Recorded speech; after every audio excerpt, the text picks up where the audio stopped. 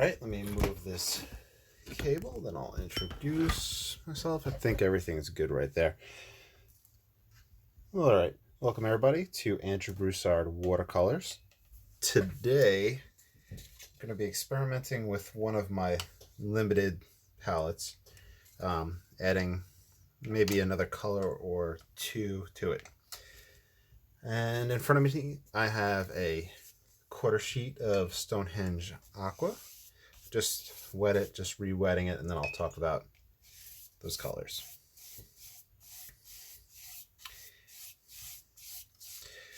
All right, so the palette I'm going to use is this right here. It's just, I don't know if it's like a ceramic sushi tray or something like that, but it really seemed to work out well for just two colors, and I would have the quinacridone rose and the phthalo green.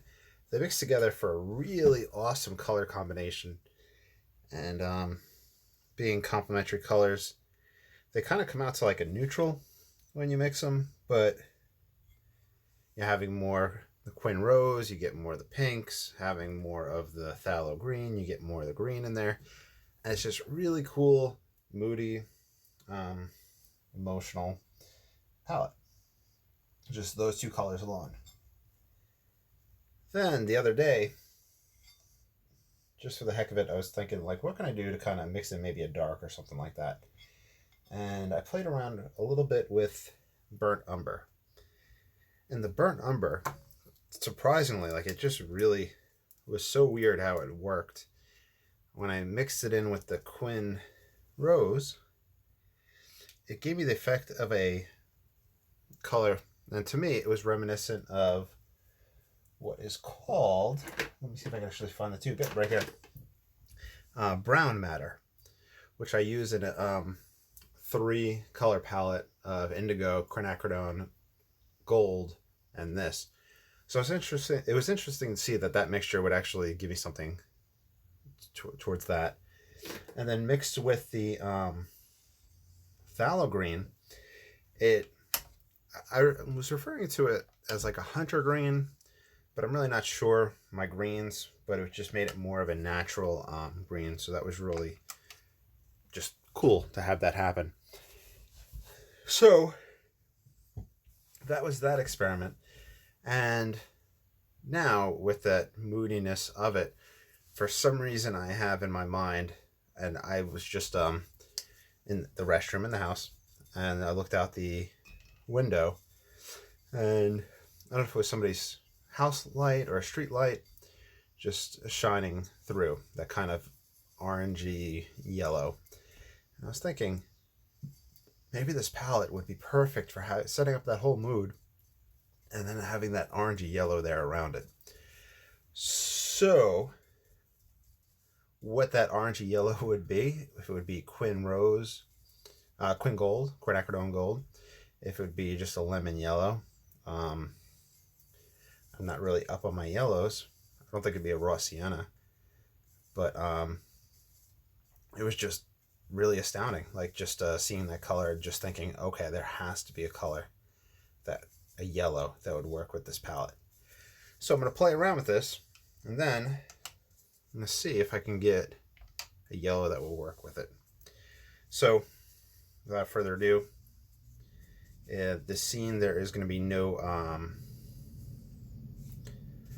real guidance to it, other than it'll probably be, it'll be nighttime, moon shape, and then we're going to see at the end if we could do like a light in the distance.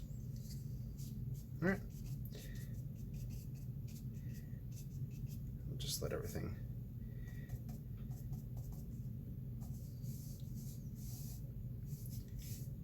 take place.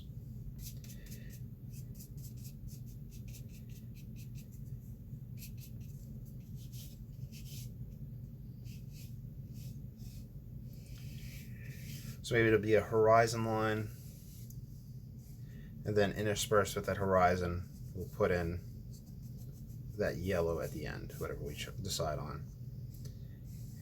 So that's the experiment here. The horizon is pretty high in this painting, but that's fine.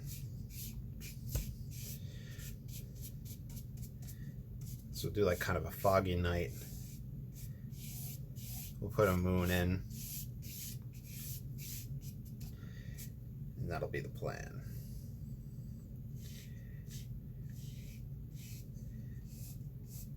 Put a moon right in here, and I'll use a paper towel to lift it out. So right now it's just a mixture of that Quinn rose and the phthalo green. Looks like there's some portions of the paper I didn't really wet that well. That's fine. That'll give us a variation right off the bat rather than wet and wet.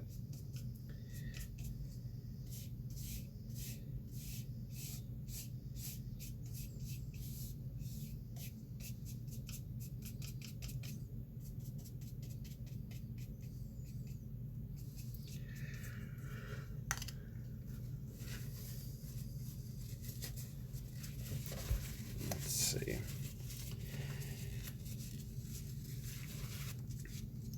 This is where we'll put our moon in, and I'll just take a paper towel just to lift that.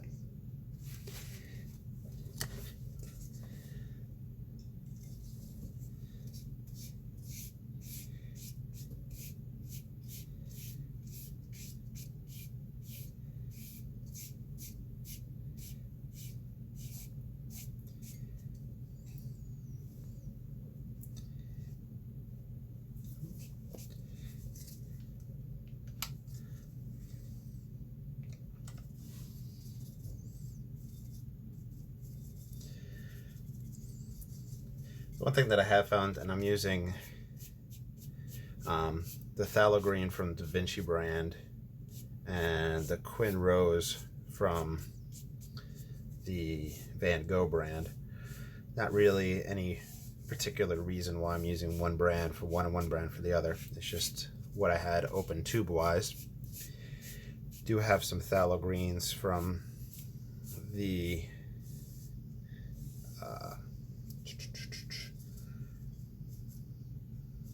Van Gogh brand. I just haven't opened them yet.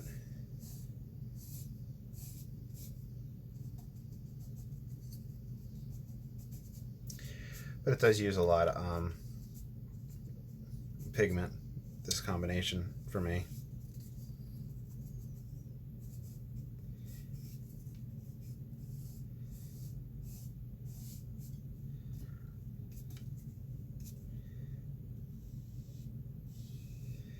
And the wet wet's nice because you just kind of build it up, let the image take place.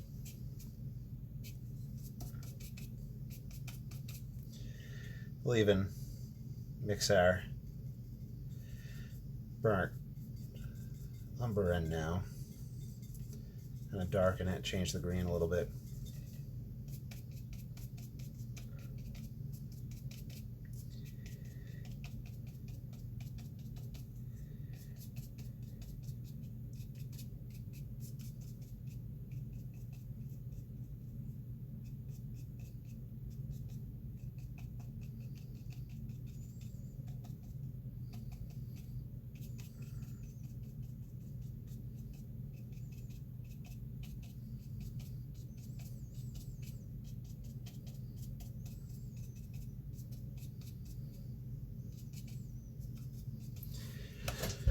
Alright, and I'm live streaming this on Twitch, so every so often I get up and I just take a look and see if anybody's commenting in the live chat.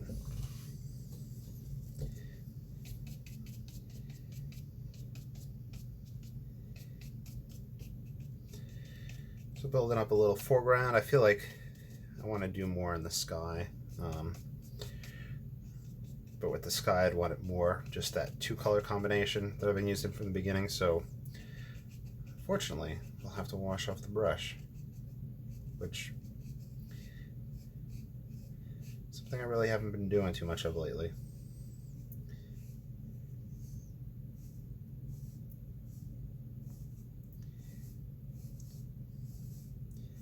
So this is that phthalo green mixed with the burnt umber. You can see that change in the green. And I guess you could say it kind of warms up the green. Darkens it, warms it up. Warms and cools color-wise. I'm not always the best with that, but I think that's kind of a lifelong experiment. And I think it's also has to do with just the colors relative to it and how everything else is in relationship. So I think you could have a warm color and then you could have another color by it and they say, oh, well, now it makes it cool. You can put a line of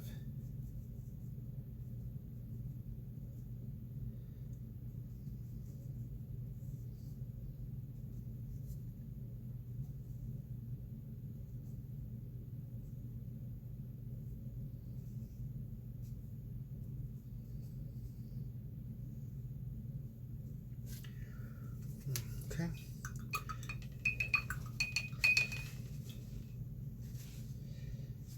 Clean off. And whenever I clean the hake brush, I pull a lot of that water out because we don't need a lot of moisture in it right now, especially with the paper so wet. That's one thing with wet and wet is as you progress in the painting, you want to minimize the amount of water that you have in the brush. And the hake brush carries quite a bit of water in it, so having that practice there, just keep an eye on the water and pigment concentration. And if you think, okay, how much water should I actually have in the brush at this point? If you're not sure and if you're having trouble with it, just like use no water. Like at this point, you could just use pigments and play around with that, and then slowly, as you progress over time, just day by day, try it with a little bit more water in it. But here, if you just use straight pigment at this point, it would work out and you wouldn't have cauliflowering issues.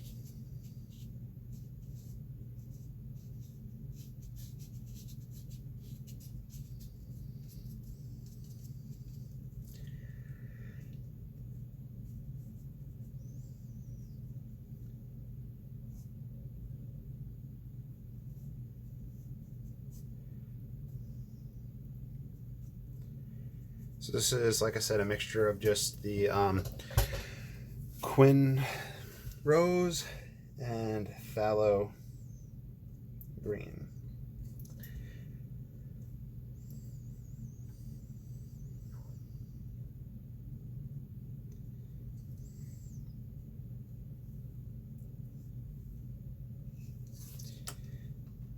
That might be a little too intense right there. I was just thinking above, below what we have going on.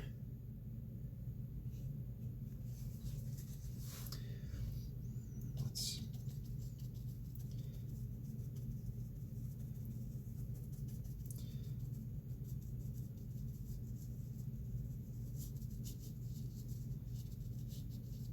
create some cloud masses.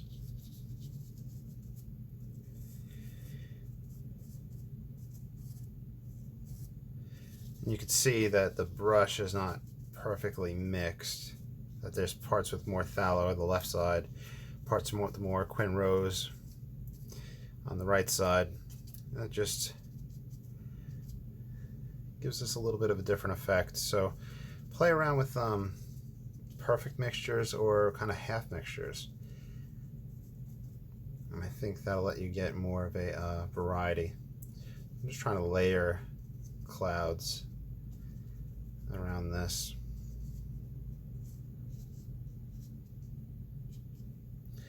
I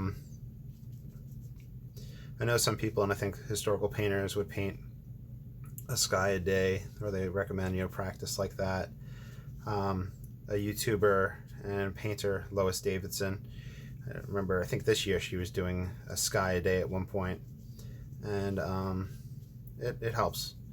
A lot of these skies are just from my imagination, and that's probably not the best way to go about doing it. Try different like source material, playing around. And there's definitely different approaches to skies, how you can go about doing them. But experiment and see what you like. For me, it seems like the building up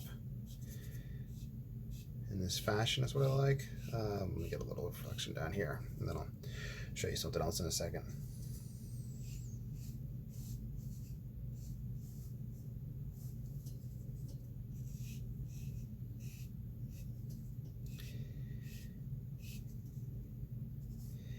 This is wet down here, but I'm getting a little bit of that dry brush effect.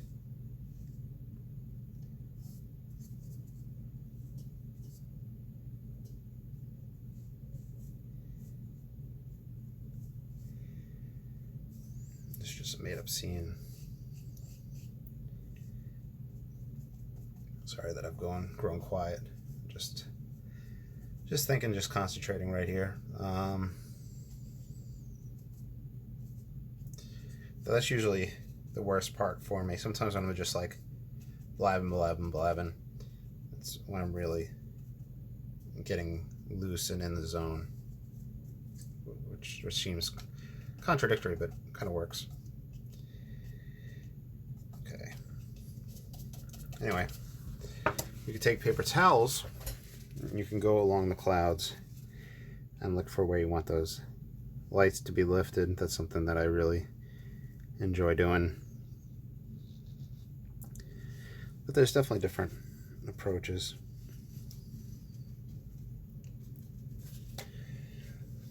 I grab the rigger brush.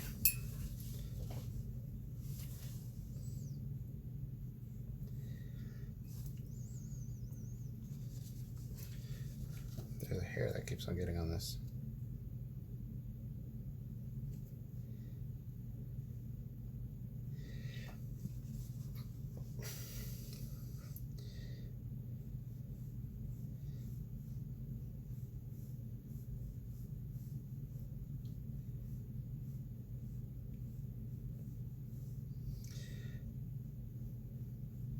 So this has too much water in it. You could see right away how it's kind of pushing that pigment out, and it could cause some cauliflower. And so if I wanted to lift that out, I would get lights right there, but that's not the plan. So I'm going to pull water out the brush and just go with the flow.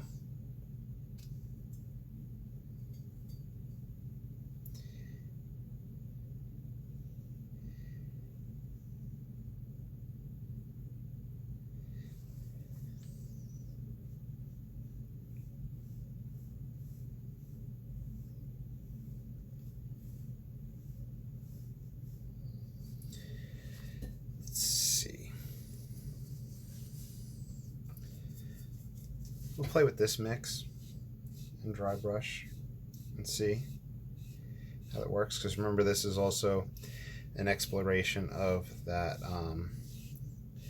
burnt umber into this palette.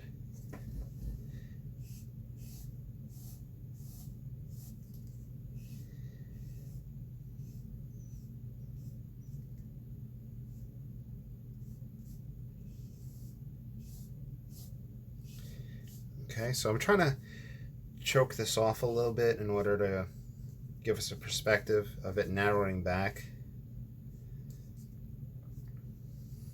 Right there. So it seems to radiate from there. I would feel like the foreground needs to be darkened some more for perspective wise. Then we can decide if we want to do a tree or not. Then we can play with our Quinn Gold and see what yellow would work for that yellowy orangey glow in the distance if we had a light on the horizon.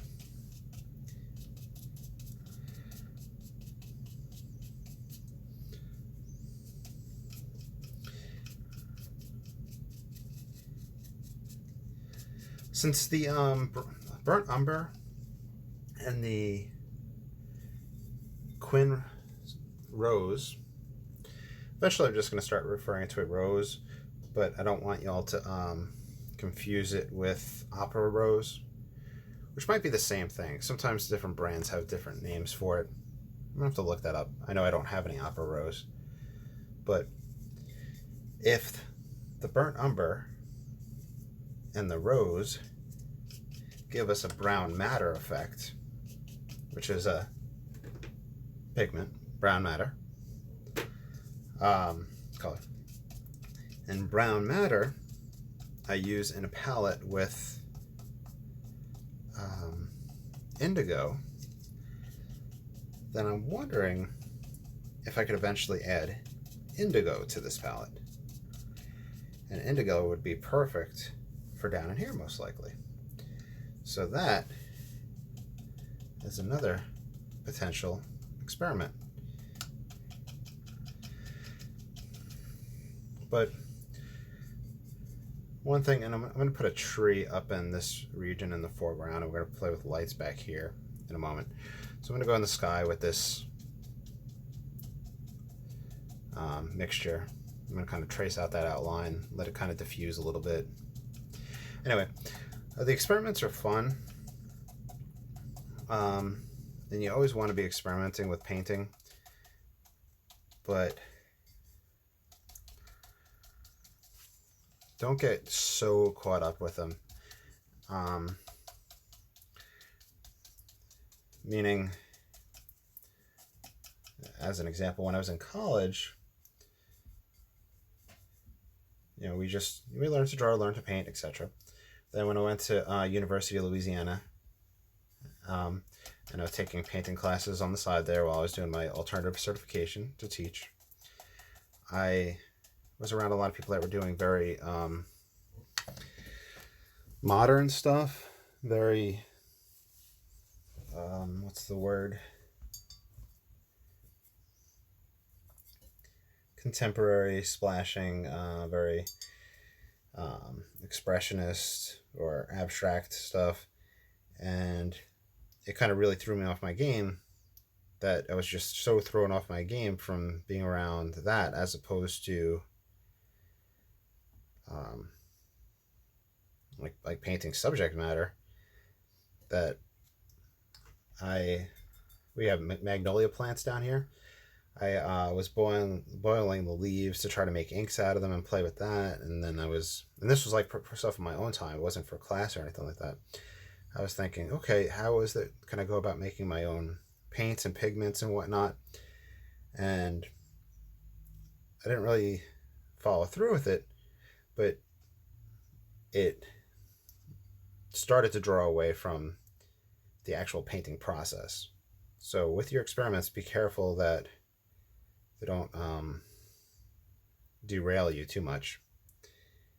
Like here, we're experimenting with color combinations, but we're still working on values. We're still working on composition. We're still looking at perspective, etc. So we're not losing those things. And we could play around with perspective. I could have inverted this. Well, here's the triangle and then inverted, and seen how that looked. And it probably would have said, okay, the perspective is totally off. And then we would have had that visual representation of why we want to not do that, which would be a beneficial experiment, even though it would go against art rules, you know, just so you could see it firsthand.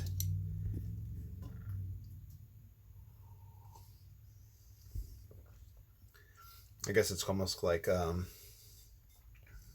baking a cake and not putting I'm not a baker, but I would assume like baking soda or baking powder in it, and then you would see how it wouldn't rise or something like that, and then you'd say, okay, well, now I know exactly what it does. Then you'd bake another cake and look at a recipe, maybe go less than the recipe calls with that baking soda, baking powder, and seeing how the results are, and then maybe baking a third cake with more and seeing how the results are, etc. So that'd be like a good way to, just an analogy for that. So we're painting wet right here, and that's giving me an issue with the trunks, though I don't want to do a dry off yet. Sometimes in some paintings I'll be like, yeah, let's do 1,000,000 dry offs. Then other times it's like, okay, let's tone down the dry off so we can push it as far as we can with certain things.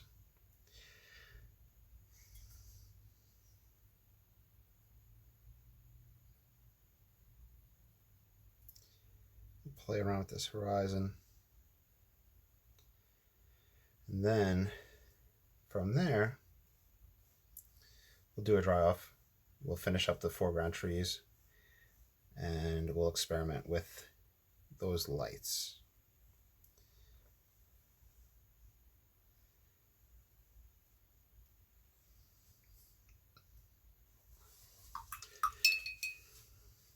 Now, one thing that comes to mind is, do I paint the lights in these regions, above or below? And when I say lights, I mean like lights from houses. So what I'm going to do is right here, I'm going to lift and say like we're painting over a whiter portion of the paper. Okay. We'll have other areas that will be darker. We'll experiment with painting on top of that. And then we could also lift with wetting the brush when it's dry and pulling in that fashion. But right now I'm just pulling because I'm wet with the rolled up bit. Okay, let's do a dry off.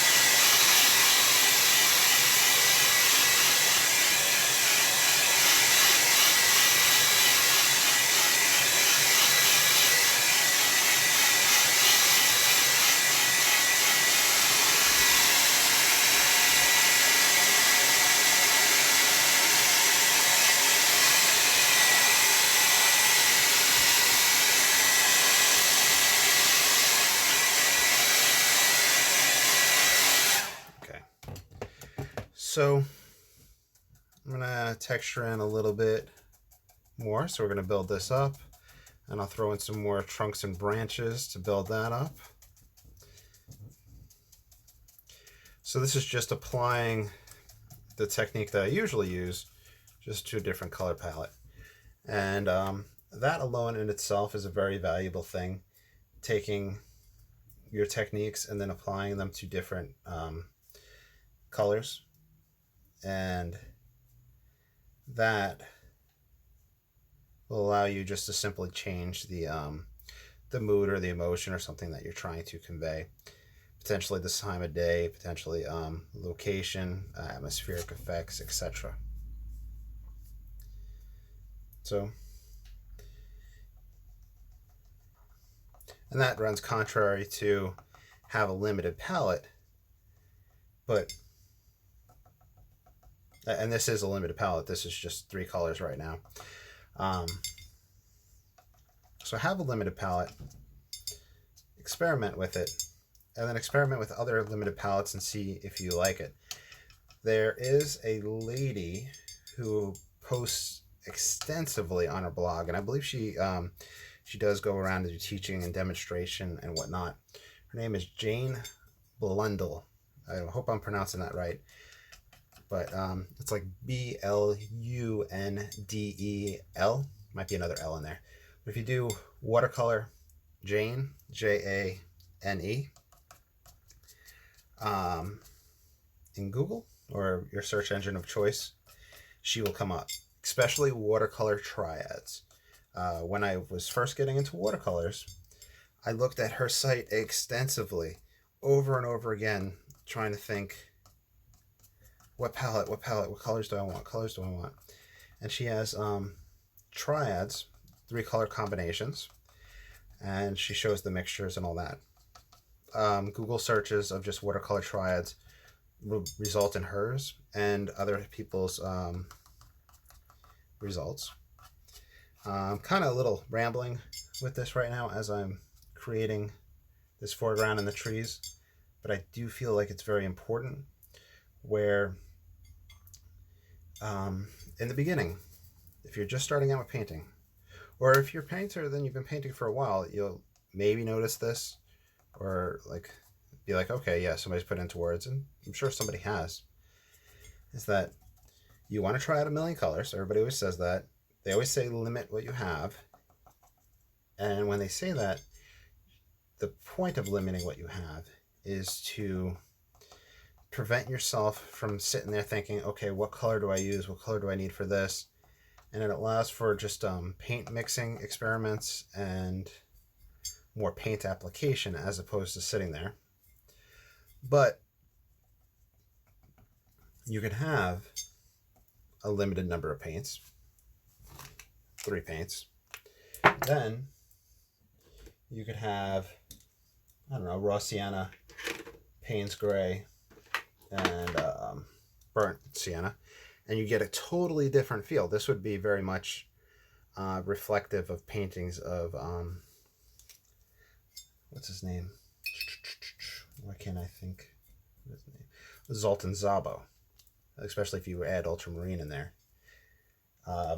If I was to grab what's another combination?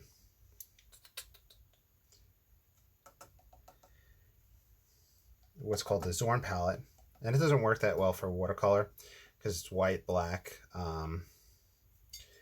a vermilion, and yellow ochre, but for gouache it works. And that right there gives you different effects. For me, if I grab sap green and Venetian red, I use that a lot for a different effect.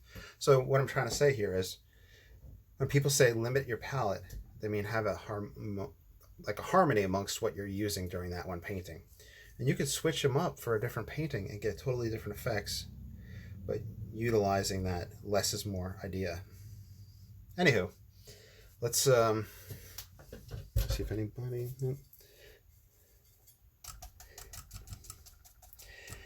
So now it's going to be time to experiment with our far line. Let me dry off.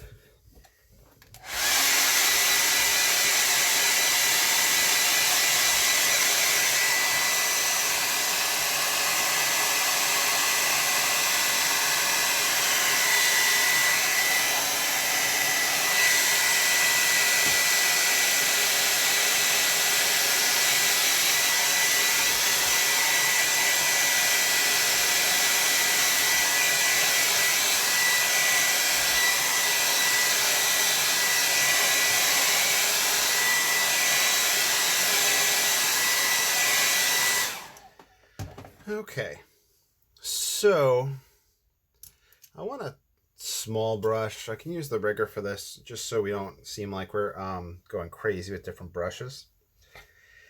As you can see, I have a very advanced palette right here. Here's that brown matter that I was talking about, that color effect I seem to be getting from the burnt umber and the quinacridone rose. Here's Quinn Gold, which works well with that, and indigo. I need to get another sushi tray. I need to figure out where I can find those. They make good small limited palette spaces. Anyway, Quinn Gold, so quinacridone gold. I have Da Vinci brand. I have Daniel Smith brand, I think. There's definitely a difference in the looks. And I think the formulation changed worldwide a few years ago. If you Google quinacridone gold, you'll hear about how people had caught news that they were getting rid of that pigment. And now they get the pigment from another mixture. And then they posted about how they bought up remaining stocks. Okay, so we did some areas where we lifted. So we'll try it out over this. And right off the bat, I feel like we're not getting that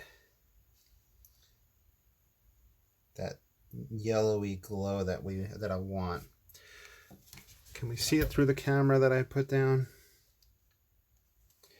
Yeah. So Quinn Gold. Let me pull some straight from the tube to see if that will give me any sort of effect. Literally just sticking right in. It's not giving me the effect that I want. So let's literally just lift that up. And we're going to have to go with a different approach. I did do these lifted areas, which I had pulled when it was wet and wet. Here's another lifted area. I'm not the greatest at lifting, so I'm going to try lifting another area, see if we can get whiter. And if that's not possible, then either we would have to leave the white of the paper from the very beginning for these by using either a masking fluid or very deftly preserving the whites. Deftly or deftly? Okay, there we go. Gives us a little bit of a yellower look. We may have to just try lemon yellow, which we have some lemon yellow right here. But I'm not really, like I said, a yellow user.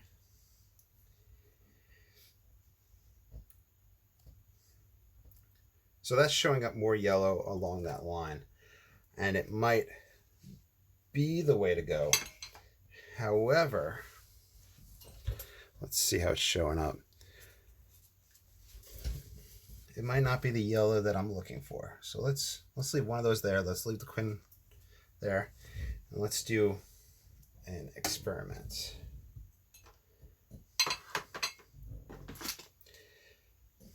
So we have our palette that we've been using for this combination. Let's mix it with the green a little bit, see what happens. Nope, that's not going to work for us. Let's mix it with the rose.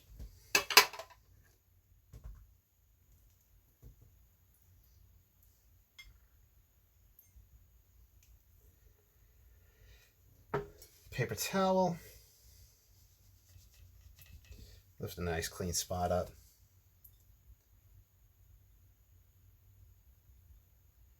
Okay, this is going more orangey, like I have kind of envisioned from the beginning. And I hope that even though I'm doing these small little guys, these little lights, hopefully this is helping. Hopefully y'all can see it. So let's mix here.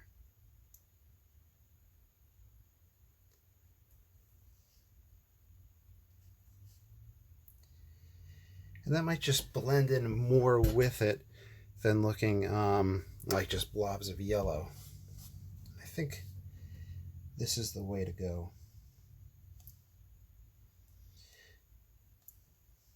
So for this one, at this point, I've settled on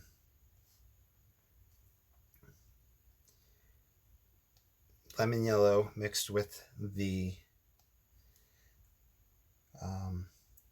quinacridone rose. And the effect I'm trying to get is lights across the water. And I could pull down the reflections.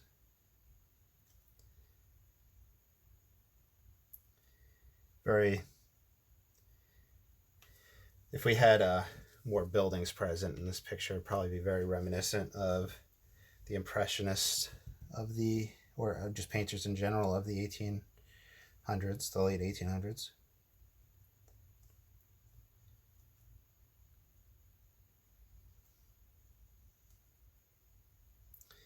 We did not experiment with the shift that will take place with the drawing, unfortunately, so I'm kind of curious what that'll look like, because like I said, this is just lemon yellow, and this lemon yellow, I think it's most likely Van Gogh brand, and we're mixing with the quinacridone, Quinn Rose. They have to have a shorter name for that one, and I'm really hoping it is that opera rose, because that will make things so much easier. So with this, you saw how a palette that I used, the Phthalo Green and the Quinn Rose, how I added in the burnt umber and how that affected our painting. And then you saw a little bit of experimenting with Quinn Gold, which I wasn't really comfortable with the color that was taking place. I should have probably mixed that with the rose, but that's down the line. Saw how we settled on the lemon yellow. The lemon yellow by itself was just too lemon yellowy, so we mixed that with the rose. Other things that we could do is mix it with gouache or white paint, and that'll help these pop a little bit more while maintaining this color integrity that we have without the drying shift. We could also put white dots down. Also, you can choose to, if you like, to use masking fluid in those locations and rub those off at the end. I'm partial to masking fluid because of the time involved and the use of the blow dryer. I'm really not sure how that affects the masking fluid itself and its removal. I am using the Stonehenge Aqua, and I'm not sure how that paper handles the masking fluid itself, so because sometimes it'll tear, it'll want to adhere. So that might be an experiment down the line, but it's something that I'm not really dying to do. But if it's something that you guys want me to do, I'll do a video of it. Usually we're saying in these videos like, hey guys, if you want me to do something, let me know. If there's ever a subject matter or a picture you'd like me to paint from, let me know. I try to do that for you all.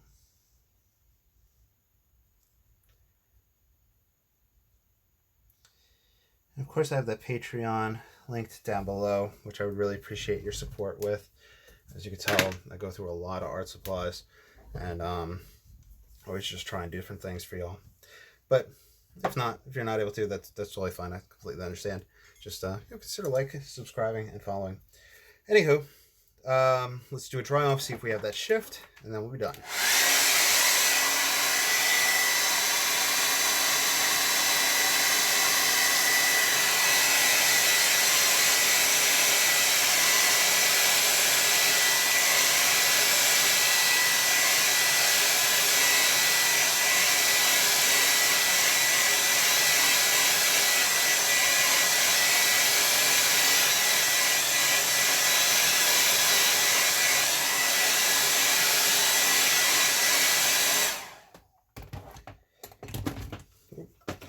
Okay,